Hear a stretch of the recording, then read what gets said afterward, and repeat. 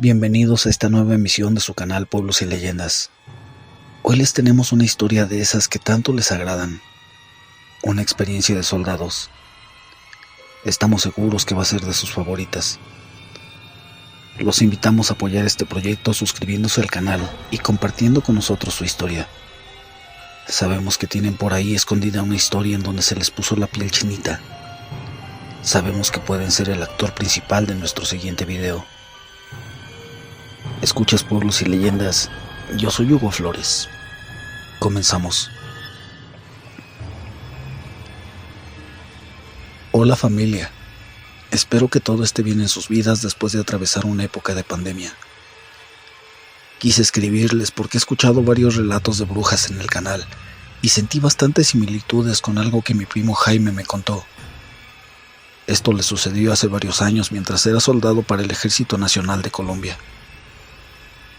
Algo que a un ateo, como él se proclamaba, hace que no pueda ver ni una película de terror porque se asusta.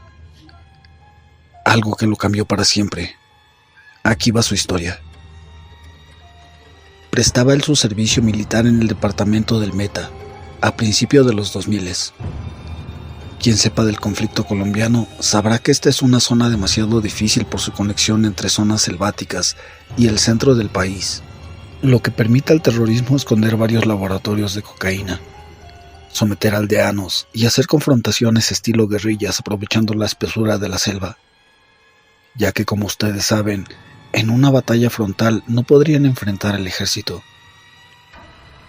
Otra cosa es que tristemente en las grandes ciudades hay mucha gente que tiene el estereotipo que las relaciones con personas de esa región, o llaneros, como les llamamos, son relaciones caóticas por cuestiones de amarres y brujerías.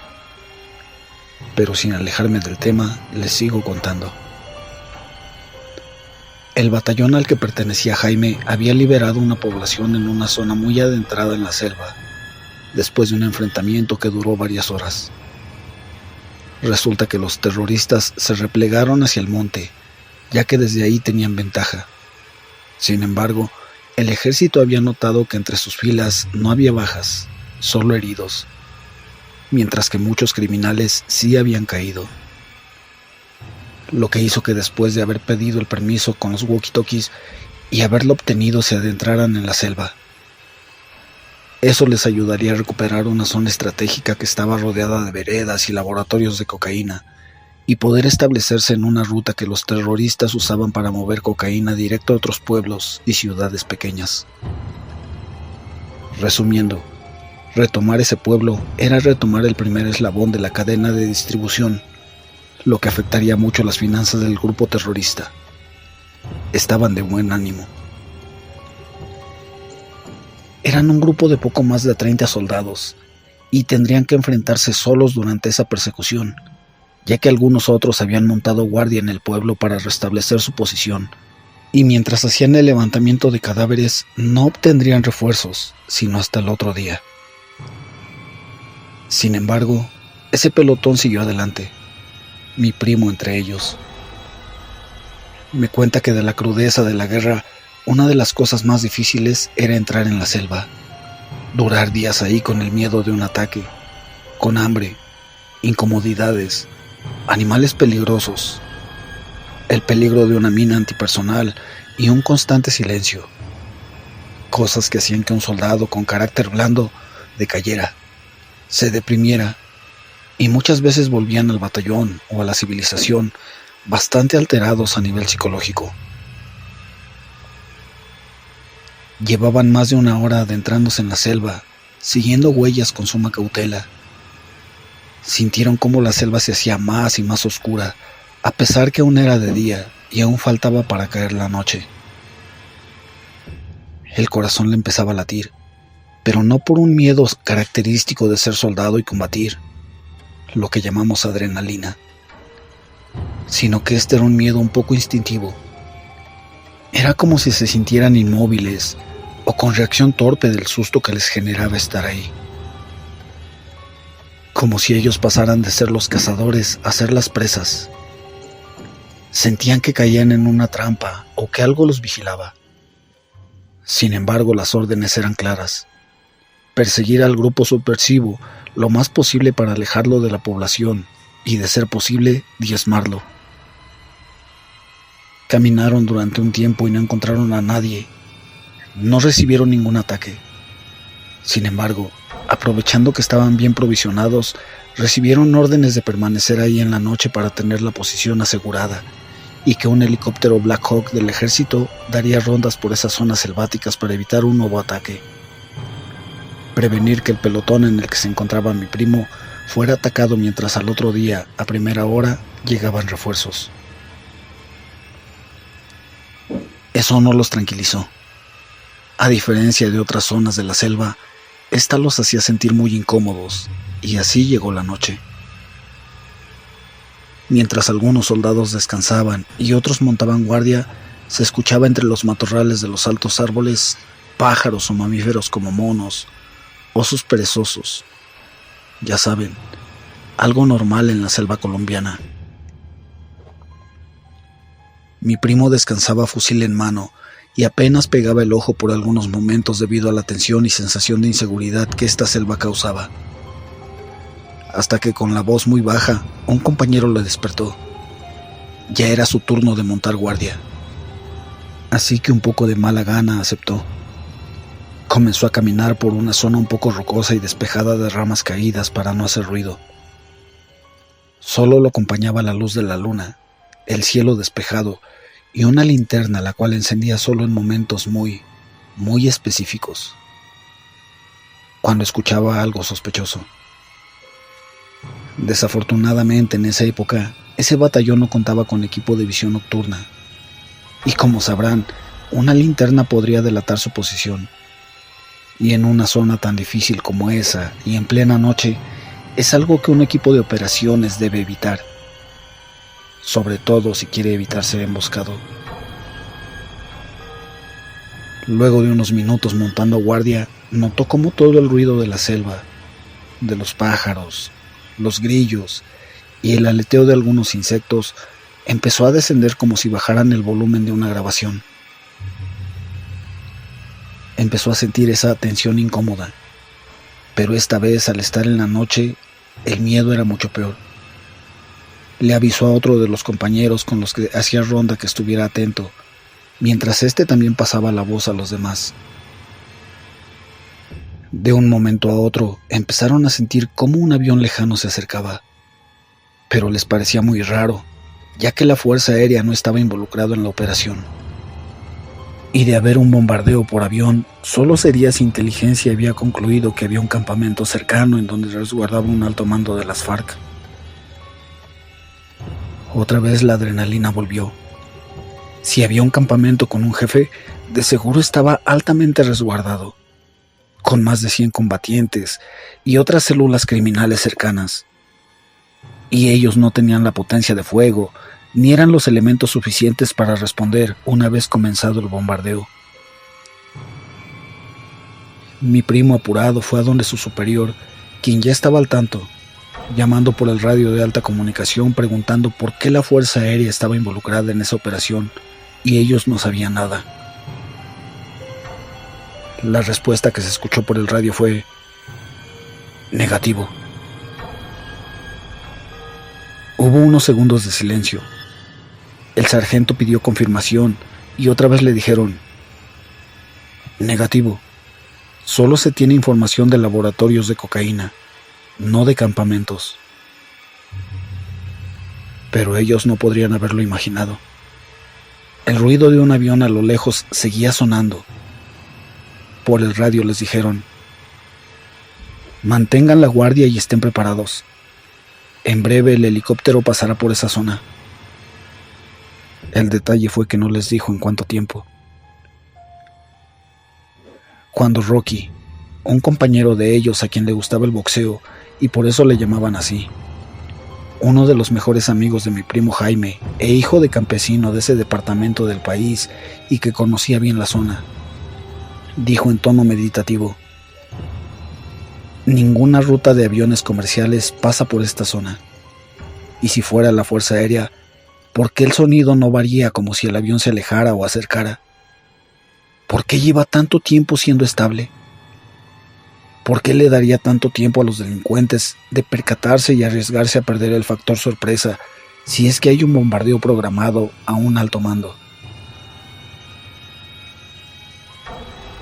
Parecía el único en haberse hecho esas preguntas, pero tenía razón. El miedo no los había dejado fijarse en esos detalles.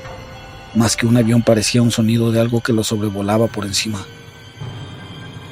Todos estaban alerta, con los ojos muy abiertos, cuando de repente, un sonido como de algo cayendo del cielo, acompañado de un golpe seco, sonó en uno de los árboles, e incluso hizo retumbar con eco el incómodo silencio que había en la selva. Pero no era una explosión. Todos, absolutamente todos, levantaron sus fusiles hacia las ramas, dispuestos a abrir fuego. Mi primo Jaime cuenta que la situación era tan anormal que creía que se estaba volviendo loco. Los grupos terroristas en Colombia nunca habían tenido aviones, y el sonido no era de fuego de mortero. Algo que llevaba minutos sonando como una especie de avión sobrevolándolos había aterrizado en uno de los árboles y estaba muy cerca de ellos. De un momento a otro sintieron como un animal o algo inmenso se pasaba de rama en rama a gran velocidad. Todos tenían los pelos de punta. De repente, la voz del sargento, rompiendo la tensión, dio la orden de apuntar con las linternas. Lo que pasó enseguida, me cuenta Jaime, nunca lo va a olvidar. Vieron cómo una persona envuelta en un telar oscuro saltaba de rama en rama, evitando la luz de las linternas. Estaban muy alterados, pero disparar podría delatar su posición, y si así lo hubieran querido, estaban varios de ellos muy paralizados. La presencia desapareció, pero seguía ese silencio incómodo, como si bajaran el volumen de la selva, como si la selva estuviera muerta. Los minutos pasaban y todos los soldados seguían en guardia, listos para cualquier cosa. Se escuchaba a varios de ellos rezando el Padre Nuestro. De pronto, algo los hizo reaccionar. En una rama muy angosta, en esas que hay en las copas de los árboles, vieron cómo había una persona acurrucada, vigilándolos desde arriba. Estaba en una posición como si fuera una especie de ave, tapándose la mitad de la cara con las manos o con las alas. Sus ojos se veían difusos tras un enmarañado cabello gris oscuro. Esta vez ya no huía de la luz de las linternas, solo estaba ahí. Se escuchaban los gritos ahogados de algunos soldados. De repente sonó a lo lejos el helicóptero. Eso hizo que la criatura se moviera, que como una gran especie de cóndor o águila, huyera volando. En ese momento mi primo y sus compañeros soldados sintieron como si una enorme carga que tenían encima se les hubiera quitado. El sonido normal de la selva volvió y pudieron respirar profundamente, como si esa energía negativa se hubiera disipado. Al pasar el helicóptero sobre ellos, sintieron de nuevo esa seguridad que al haber entrado a esa selva les habían quitado. De todas formas, no pasaron buena noche. Ninguno pudo descansar después de eso. Permanecieron alertas, asustados, preguntándose si lo que habían visto era real. En la mañana, por medio del radio les confirmaron que había un laboratorio cercano rodeado de lo que parecía 5 o 6 fincas en un caserío. Claramente había sembradíos de cocaína. Les dieron la orden de que rodearan y entraran porque parece que por la vigía nocturna del helicóptero, los criminales habían abandonado el lugar. Así lo hicieron y era verdad. No había terroristas ahí, solo algunas familias campesinas de no más de 5 integrantes. Todas obviamente sometidas a trabajar para la guerrilla, con la amenaza de asesinarlos o de llevarse a sus hijos para reclutarlos de menores. en caso de que se opusieran. El laboratorio estaba cerca a unos pocos metros de ahí. Era fácil de reconocer porque era la única construcción más cercana al bosque. Estaba tapado desde arriba por algunos matorrales y tela de camuflaje selvático. Además, ya viéndolo desde el suelo, se veían esos enormes tanques azules de plástico que contienen químicos con los que fabrican la pasta de coca, la base de la cocaína y algunos plásticos, frascos de cristal, combustibles y herramientas de arado y recolección. Después de interrogar a las familias que ahí vivían, de reportar al batallón sobre los civiles y tener la información que estos les daban, se dieron cuenta que había una señora campesina, vestida de una manera un poco invernal. Algo raro de ver en esa zona de selva tropical. La señora de unos 60 a 70 años que no pertenecía a ese viejo caserío, según el relato de los mismos vecinos. Los otros miembros de la población no trataban con ella, pero se notaba que le tenían respeto. Cuando se enfocaron en la anciana para interrogarla, les dijo que ella vivía en una casa que quedaba muy adentro en la selva, que desde su casa era fácil emprender el rumbo por unos viejos caminos veredales, desde los cuales se podía acceder a otros laboratorios de cocaína que las FARC usaban. Que ella solo estaba ahí porque ese grupo criminal la usaba para que ella les hiciera de comer a los guerrilleros que trabajaban en el laboratorio. Como el procedimiento lo indica, hicieron un incendio controlado del laboratorio para destruirlo, y fueron notificados que los refuerzos ya estaban en el pueblo. Ya por fin podrían salir de ahí. Por radio les avisaron que un helicóptero iría por ellos y los sacaría de ahí por grupos, pero les ordenaron llevar consigo a la anciana. Doña Amparo se llamaba, puesto que tenía información de guerra que podría ser valiosa. La anciana se rehusó en primer lugar, pero ya no podía hacer nada. Eran órdenes de las fuerzas del Estado.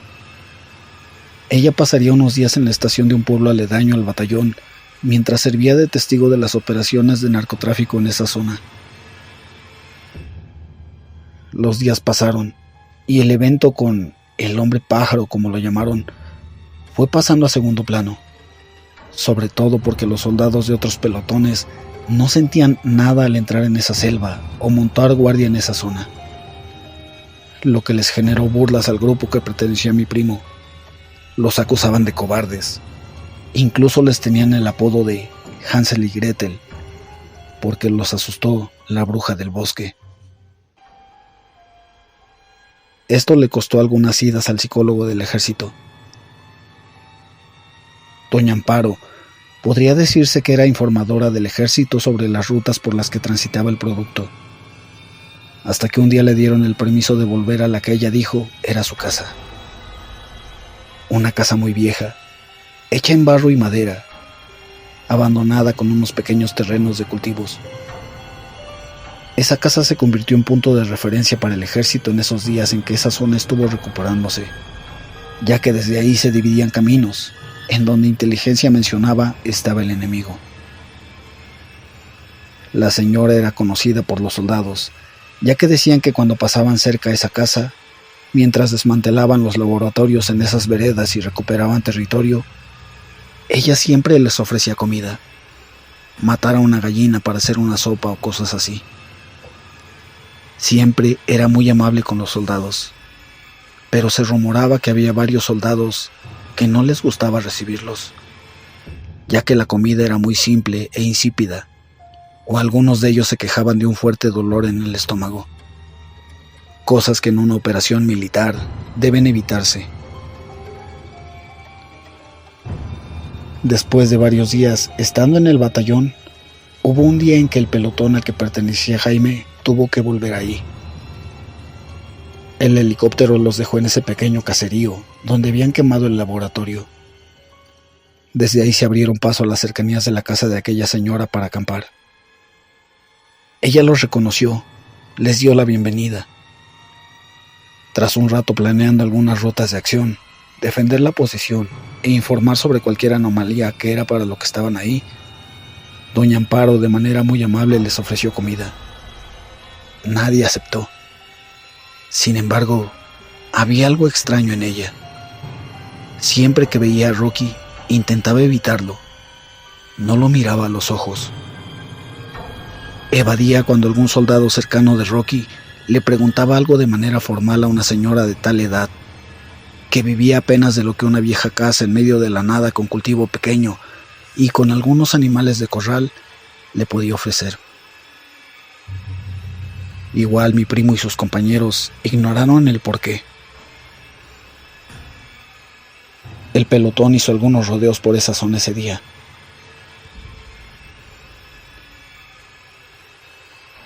Mientras algunos helicópteros hacían rondas para informar sobre lugares sospechosos que doña Amparo les había comentado. Ya llevaban casi 3 semanas desde que el ejército había recuperado esa zona y todo marchaba bien. Al terminar el día volvieron cerca de donde iban a montar su campamento y parecía que doña Amparo desde muy temprano ya se había acostado a dormir, ya que no había ruido en su casa ni las luces de las velas estaban encendidas. Montaron su campamento a unos 200 metros de la casa de doña Amparo, entre la selva. El ejército debe evitar hacer campamentos cerca de zonas civiles, en las áreas rurales para evitar bajas y víctimas en caso de un atentado. Hicieron una especie de sala común, montada con 4 palos de 2 metros y un telar encima, logrando con ello construir una especie de carpa protectora, ya que habían entrado en época de lluvias. Lo mismo hizo otro escuadrón de 10 soldados que estaba unos 30 metros más adentrados en la selva. La noche transcurría normal con alguna lluvia esporádica de vez en cuando. Mi primo Jaime dormía, pero una sensación extraña lo hizo despertar. Otra vez esa maldita sensación de desasosiego y que la selva se quedaba muda. Tomó su fusil y se levantó lentamente, intentando no hacer ruido. Como él, ya había algunos compañeros que se habían percatado, y algunos de los guardias despertaron discretamente a los demás. Llovía de manera suave, pero lo suficientemente fuerte como para hacer sonar la tela que los cubría. Por medio de uno de los walkie-talkies, uno de los guardias avisaba al otro escuadrón que estuvieran pendientes, que estuvieran alertas. Otra vez, el ruido como de avión a lo lejos empezó a sonar durante varios segundos. Ya sabían que algo malo estaba por pasar. Mi primo no sabía si podría soportar ver otra vez esa criatura en la copa de los árboles que creyó ver aquella vez. Pero se decía a sí mismo no haber visto para olvidar el trauma. Hubo algunos segundos más en donde el único sonido era ese ruido de avión a lo lejos. Parecía que la lluvia también había parado, cuando de repente retumbó un estruendo encima de la carpa, pero no tumbó ni rasgó la tela. Simplemente la hundía, como si desde arriba una persona pesada estuviera caminando en ella. No dio espera. Se escucharon gritos y algunos soldados dispararon por instinto y se hizo un escándalo. Lo que estaba arriba se quejó. Se quejó como si fuera humano. Se escuchó aletear y desaparecer. Mi primo Jaime, confundido, siempre que cuenta esta parte dice que no sabe si fue por el miedo o fue el sonido de los fusiles. Pero justo antes que esa cosa comenzara a volar, hubo un sonido de un trueno. Siguió un momento de silencio y unos gritos de tienda de campaña a tienda de campaña avisaban repetidamente estar alerta. Ya no importaban los walkie-talkies. Todo era un caos. Poco a poco el sonido de la selva volvía a retomar y con ella la lluvia que parecía haberse enmudecido mientras esa cosa estuvo ahí arriba. Mi primo estaba muy asustado. Esta vez esa cosa que los acechaba, esa bruja del bosque, como le llamaron, había sido muy agresiva y directa, no como la primera vez.